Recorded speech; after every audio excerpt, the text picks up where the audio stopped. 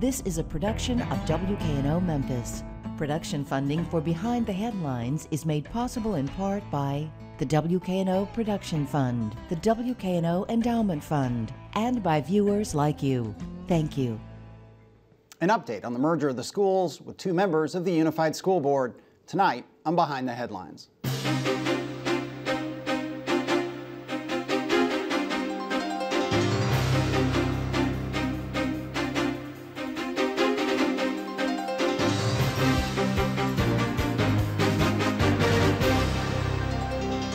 I'm Eric Barnes, publisher of the Memphis Daily News. Thanks for joining us. We're joined tonight by Dr. Kenneth T. Whalum, Jr. of the Unified School Board. Thank you for being here. Thank you. Also Bill Dries, senior reporter with the Memphis Daily News. And Kevin Woods, also with the Unified School Board. Thank you for being here. Thank you. So we have, as always, many things to talk about, and they change even, as we come up close to this show. There's a report Friday, the commercial appeal that John Aitken, the superintendent from the Shelby County School site, is talking about a buyout, that it could be up before the board this Tuesday. I guess first, have you heard that may be happening this week? And what are your thoughts? Is that a good idea, a bad idea? Let me start with you, Kenneth. Well, I heard that it may be happening, and I won't judge whether it's good or bad. I'll say that I don't blame him. I'll say that I don't blame him. And why is that? Well, I've been saying for months now that Shelby County Schools has a superintendent, and I didn't see the wisdom and still don't see the wisdom in doing a search at all, let alone a national search. And for us to, sometimes we sit and discuss superintendency as though Dr. Aitken is not even in the room. It's got to be very frustrating for him. He's established a track record, very great success, and I just wouldn't blame him if he decided to try to opt out. I don't know that that's the case. Okay, and Kevin, what your thoughts on that? Well, I haven't personally talked with John as of today. I did see the commercial appeal article indicating that the buyout may be on the table. Yeah. But at the end of the day, I think where we are right now, I think John has done a good job. I think he should continue to serve as the superintendent. And I think if the board had voted for a search, it would probably be in our best interest to continue that process, yet and still I see no other candidate as of right now that could rise to the top and prove that they're ready to do the work like John has. So I do think that he's in a position to be selected if the search is to continue. So I haven't spoken with John yet, so as of right now, I'll reserve judgment until I speak with him. Okay, Bill. What is your impression of when he would leave if this buyout comes about? Because timing, as always in all of this, is very crucial. If we're talking about after September 1, that's one thing. If we're talking about, as it was with Dr. Cash, here's the deal, he's going to be out at the end of the month, then it seems to me that has implications for the merger. What's your understanding of the timing of this? Well, I'll start there. First of all, when you look at Cash's deal, when the buyout was taken and it was imminent and the decision was to start at that point, I think at that point, John became the de facto superintendent for the merger. He was charged with making the transition takes place, and I think he had a leadership role there. So there will be a void that would happen if John, again, this is all speculative because this is just developing today, but I think there would be a huge void if John was to make that decision and it became effective immediately. Dr. Aitken has demonstrated, if nothing else, demonstrated great integrity. Right. And I would be overwhelmingly surprised even if he were bought out. I'd be surprised if he left at a point that would leave the system teetering any more than it is. Right. So I would think he'd stay on. And is there anything you all can do? I guess you're two board members of a big board, but anything you all can do to try and change his mind? I mean, you're both speaking very passionately that he is good for the job and you'd like to see him stay, and you're surprised by this. Is there anything you can do? Well, we can do what I suggested that we do months ago, and that is just say, hey, thanks, John. We want to keep you as superintendent, but the board chose not to do that. But of course, there's something we can do. we can say stop the search, or we can say our search ends at Dr. Atkins. And I think I read that the search process really is kind of in early stages. I mean, there are community meetings coming up over the next few weeks, and I don't think, any narrowing down of candidates. So that process is an ongoing one, which gets us into the special master, which is in part what we thought we'd be speaking about more today, which is the appointment of a special master, in part because Hardy Mays, the federal judge, was frustrated with things not moving fast enough, and I think one of the things he really highlighted was the inability to appoint a superintendent. So how does this fit in that mix of the special master coming in? I mean, is this where you hope that Rick Masson, the special master, supersedes the board? Well, as I've said many times, Judge Mays is 2 years late appointing a special master. He ordered himself to appoint a special master 2 years ago, and it's as if I'm the only one who remembers that. That's why I keep the order with me at all times. The special master, as I understand it, Bill may have a different understanding of it, is to assist the board. So the board still controls the situation. In answer to your question, though, of course, Master Masson can provide some clarity and some closure, and really he can streamline the process by virtue of the sheer authority he's been given by Judge Mays. Kevin, what's your thoughts on that? Well, I think Reverend Whalum had indicated early on that there was a need for a special master. As a newly elected board member, I came with the idea that maybe there was hope working with people like Reverend Whalum that we could get some things done. Reverend Whalum had called for, on many occasions, bring the transition planning recommendations to us. We'll stay here as long as it takes. We'll make decisions. We may not always agree, but we're willing to make decisions. As a board, we can only vote on the recommendations that come to us. So for those who complain that we're not moving hastily, fast enough, I think we're voting on the recommendations as they come. So now that we have a special master, I think what he'll be able to do is nudge the board along and help those recommendations come down the pipe quicker. And that another thing that critics of the process have said that the board is rethinking or renegotiating, and the staff is rethinking and renegotiating every recommendation from the TPC, the Transition Planning Commission. Is that your sense of it too, Dr. Whalum, that it's as if that work wasn't done? No, I don't think that's the case at all. I think that with a 23-member anything that is making policy decisions, the work is in the work itself. And I would say to those who continue to criticize and complain about the board's deliberative process, I would suggest that they're not on a board at all. And that if they were on a board, they would understand more completely the absolute trudging that we do. It's very frustrating. There's no question about it. And one more thing that Mike Ritz, head of the county commission, mentioned on this show some 6 weeks ago that when Kreiner Cash, the city superintendent, left, he was bought out. We just mentioned that. When he left some 6 weeks ago, Ritz said things have started moving. He has heard much, much faster. Is that your experience, that since Kreiner Cash left, that the process is moving more quickly? I think the process is moving as it has always, and that has been a deliberative way. Okay. I don't put any credence at all in what Commissioner Ritz says, though.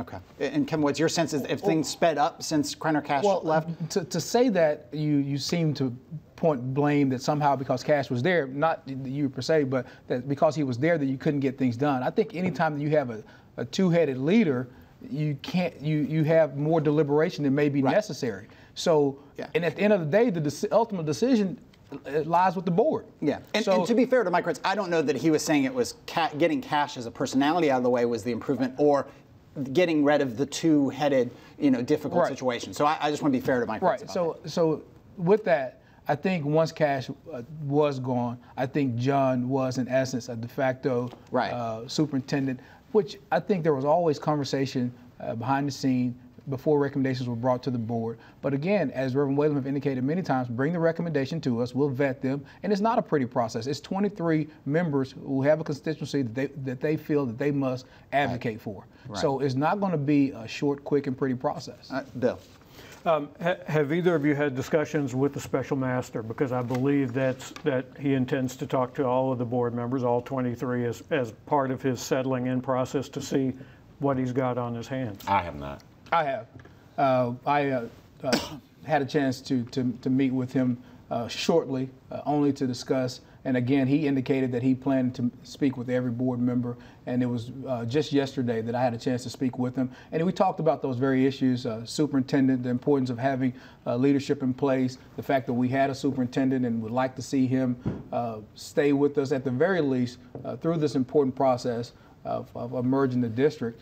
And we talked about other issues that we felt that were important to get the work done. Is there a need for this special master, Dr. Whalum, well, first of all, is there a need for the special master? And second of all, is there a need for that special master to set some new deadlines for the board that aren't already there? Yeah, let me be very careful in how I respond to that question. The only reason there's a need for a special master, in my opinion, is because Judge Mays ordered that there's going to be a special master.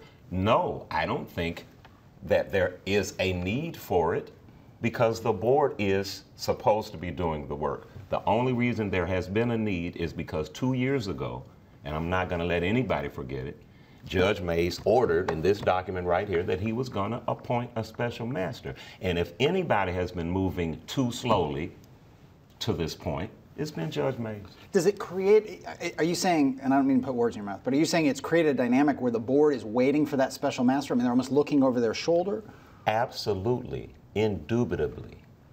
Because I mean, I guess some people would say, well, the board should just ignore that, just move forward, just move and ignore the, maybe that's naive, but that's what some people are saying. You shouldn't wait around for that. Just keep moving, and with the prospect of starting school in a number of months. In one sense, then, that's damned if you do and damned if you don't. You got a court order that says, here's what the board is supposed to do, and here's what I'm going to do to help the board.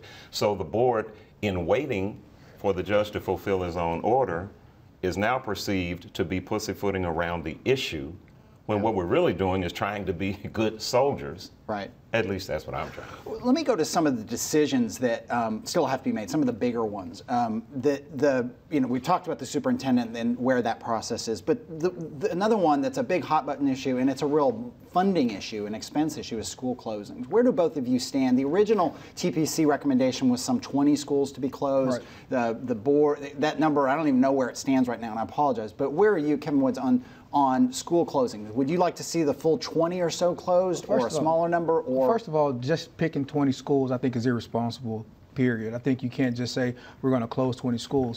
But I think prior to TPC, I think it's important to note that TPC didn't come up with some grand idea that we should close schools in order to find savings. This is a study that Reverend Whalum, their board, done long before I was on the board, that we have to look at right-sizing the district. And how do we deliver education in a manner that, where are the students and are the schools where the students are? So it's no surprise that as population shifts, that we have to consider how we look at schools. So to answer that question, I was over the school closure recently at an elementary school, where less than 1 minute in the car it took you to get to that other elementary school. Schools could hold over 800 kids. There was about 130 kids at each school. So no one is in favor of people losing jobs and kids having to be shipped from one school to another. But as a good steward of our tax dollars, I think we have to be mindful. I think Reverend Whalum put it perfect at a previous meeting, is that we just have to be compassionate about the decisions we make. But we have to be deliberate that school closure is a part of delivering urban education. Your sense of that? I am unalterably opposed to closing a single school. Not one do I believe we should close, no matter how close they are in proximity to one another. If the city of Memphis, and this is part of what frustrates people so about the political process in Memphis. Memphis has $200 million to give to spruce up the Pyramid area for Bass Pro, but Memphis doesn't have the money to spruce up school buildings for kids. Of course it's a budgetary matter, but if there is money to do A, voters have a right to understand why there's not money to do B. I am unalterably opposed unless in those same buildings with small student bodies where you can bring in social services and wraparound services and have a more direct connection between teachers and students, open different schools in those buildings. Don't close the buildings. Don't create more blight. The Transition Planning Commission, Eric, has somehow latched onto this idea of the bottom line. it's not about the bottom line. It's about educating the children. And I've said this to Barbara Prescott and to other members whom I all know and respect. It's not about the bottom line. No to closing any school. And you see that to some extent, the suburbs right now, I think, where you've got parents coming saying tax us more, we'll pay more in taxes, which is not necessarily what you usually hear from, you get in the media or you hear in a public forum is pay more in taxes. And that's suburban parents saying that. Do you hear that from parents in the city saying, look, if I need to pay more taxes for good schools, I'll pay more taxes for good schools? Isn't it amazing that you don't hear it in the city? But it's not because the parents in the city are any less loving than the parents in the suburbs. The issue is clear. City parents don't have the money. They're struggling with trying to make it from day to day, Eric. And it is up to those of us in elected position to try to take care of them the best we can. Kevin Woods. I just want to add something else to that, a little pushback on it, is that not only is the suburban parents willing to pay more because they have the resources, because I know people that live in the suburbs, and many of them struggle to make ends meet just like those in the city. But the true difference is that those in Shelby County suburban believe that they have a superior education, that they believe that they have a product that's worth fighting for. So until we can do the same in Memphis, where every citizen in Memphis believes that it is a product worth saving, that we can deliver a quality education, and that we have a system from day one that prepares kids for a quality education, because that's the conversation that's often lost in the superintendent search and the municipalities having their own school systems, is what are we doing for the majority of our kids to make sure they have a quality education? Okay, Bill. Let's talk about $57 million. No. We get to talk about this. Yeah, because on this program for the viewers, $57 million is the amount of money that the city of Memphis was ordered by 2 courts to pay to the Memphis City school system. It's a judgment that transfers into the merger to the unified school system. On this very program last week, Shay Flynn on the Memphis City Council said the city has not paid that because the city has a counterclaim for what he said is upwards of $140 million in money that it claims the school system owes it. But in the course of that explanation, he also said we would be open to mediation to possibly begin talks that could lead to the flow of some of this $57 million in that crucial first fiscal year of the merger. What do you think? Are you guys open to mediation? I'm open to anything that's going to get us paid as soon as possible. I think we've indicated time and time again that the court has made a decision that the monies are owed to the district. It's no question that the need is there.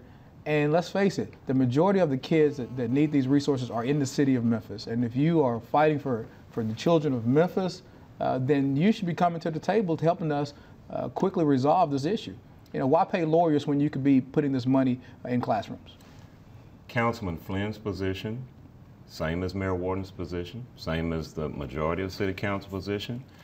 What Shay has articulated is what I've been calling for years a deadbeat dad syndrome, Bill. There is a Supreme Court order. It's not an appellate court order. It's a Supreme Court judgment. There isn't supposed to be mediation of a Supreme Court judgment. No. It's a deadbeat dad syndrome. The city of Memphis is responsible in loco parentis for all of the children of Memphis, Bill. You don't get to say, well, I know I'm responsible, but I got bills to pay. No responsible father is going to say, I can't support my kids. I got to pay my clothing bill. That's what Shay is articulating. Now, he would never say that, no, that's not what. That is what he's saying, a deadbeat dad syndrome. There is no mediation of a Supreme Court order. No. So my position is no, I'm not for mediation. I'm for show me the money. If it means that there will be no city funding of the unified school system in the first year of the merger, are you still adamant about that position? Well, I'm adamant about the position that a Supreme Court order is a Supreme Court order. If I were a deadbeat dad and I was disobeying a court order to pay child support, the judge would garnish my wages, put me in jail? Come on. But if that's the case, why hasn't the judge done that? Ding, ding, ding, ding, ding. To stay with the analogy of deadbeat dad, if when that dad is incarcerated, the mother of that child is left with no parent and often with no money. So I'm always willing to have a conversation. To me, I interpret mediation as not more attorneys necessarily, but people, smart people, sitting down around the table and saying, hey, listen, you know what's owed. You know you're responsible for these children. Let's make it happen. Bill, Kevin, Eric, Mayor Warden has no intention of paying the $57 million. If they intended to pay it, it would be paid.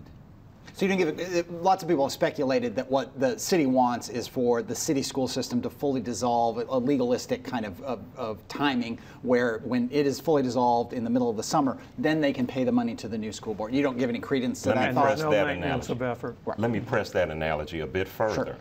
My child support analogy. Yeah. What the non-custodial dad hopes and prays for is that he can skirt the issue long enough for the kid to be 18 years old and he's not responsible for the kid anymore. That is the thought process.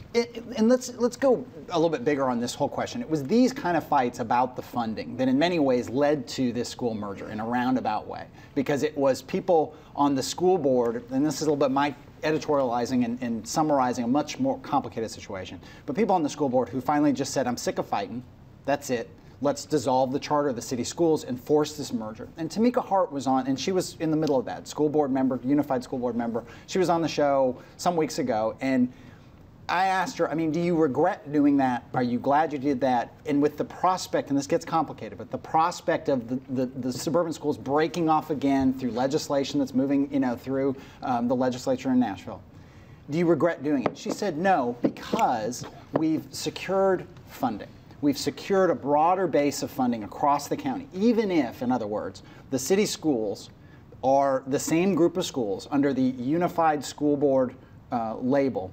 The funding, from her point of view, is been secured, and it's not just the city of Memphis; it's the whole county.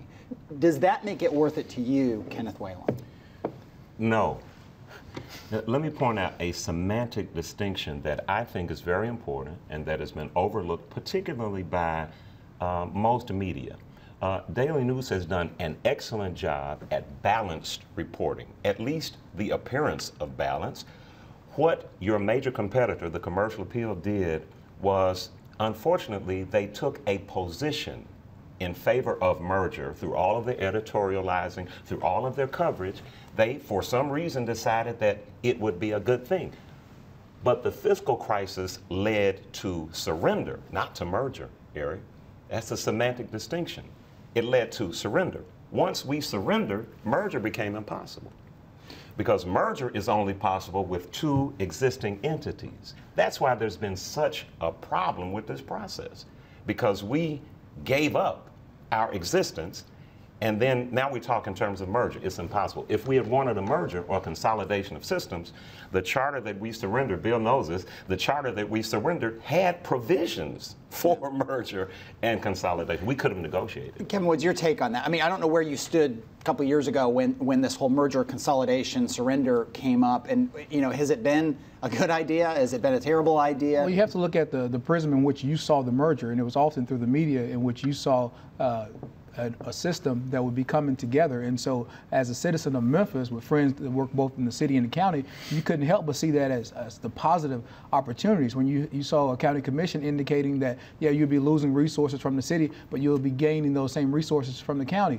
Where now you are talking about only a $5 million replacement of a $60 million loss. So when you start looking in hindsight, I ran for a merged school system. I was appointed to a merged board.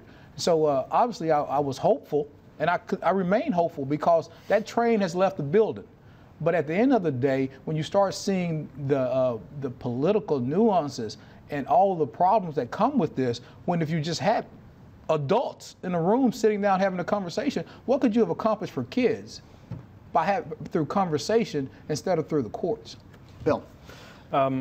So if the county commission had not chosen to pursue trying to undo municipal school districts, do you think we would be in a different place in the merger now than where we are today? I think if the county commission wasn't involved in the lawsuit, we would be in a different place. I mean, there's so many things that are out of our control as a board. I think that, you know, we were tapped with merging the district. I think the county commission has gotten involved legally. You have everything that's going on in Nashville. I think all of that muddies the water as far as what our focus should be on. I think it's not a day that I don't have a conversation with a constituent base asking me what's going on with the municipal district, what's going on in the courts, and there are 70% of our kids are being neglected through that conversation. Because where are we academically? What are the report card scores that came from the state? Where are we doing from that standpoint? How are we performing in the classroom? And that's really where I think our conversation should be focused on. If the county commission hadn't gotten involved, Bill, eventually adults would have controlled the outcome. It was very unfortunate for the county commission to involve themselves as they did, particularly with the voting balance on the commission, with the city representatives controlling basically the outcome of the votes. And it became, obviously, if you listen even to the conversation on the committee, it became us versus them. It became payback, it became petty, and unfortunately it has become very, very unproductive. We are almost at the end of the show, just 30 seconds left. A real quick answer. The county commission is talking about a 13-member school board, I believe, at this point. Is that about the number that seems right? Both of you talked about too big a board. Is 13 members the right size? Whether it seems right to me is really inconsequential. What it seems to me is the fulfillment of previously arranged deals where somebody on the county commission said, look, don't worry about it, I'll appoint you. Okay, I'm going to leave it there. I'm not going to get you on apologies. We're out of time. Thank you for joining us. Thank you. Thank you for joining us. Join us again next week. Good night.